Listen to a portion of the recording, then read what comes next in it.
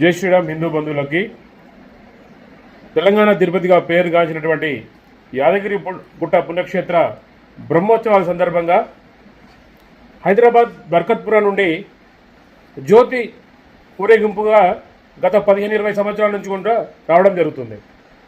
ఈ జ్యోతి వచ్చినప్పుడు స్వామివారి సున్నము ప్రమిద అంటే ప్లాస్టర్ ఆఫ్ ప్యారిస్ నుంచి ఒక విగ్రహాన్ని తీసుకురావడం ఆనవాయితీగా జరుగుతోంది.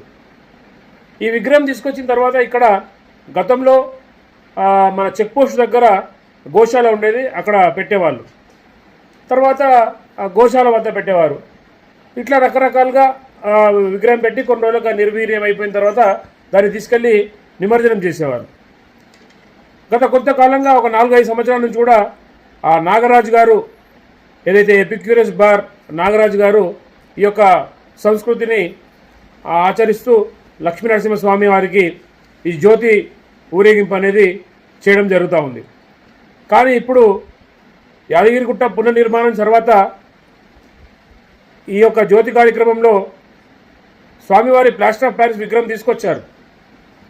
ఈ విగ్రహాన్ని ఇక్కడే యాదగిరిగుట్టలో ఉంచకుండా తీసుకెళ్ళి ఎక్కడో ఒక ప్రైవేట్ దేవస్థానానికి చెప్పడం జరుగుతూ ఉంది.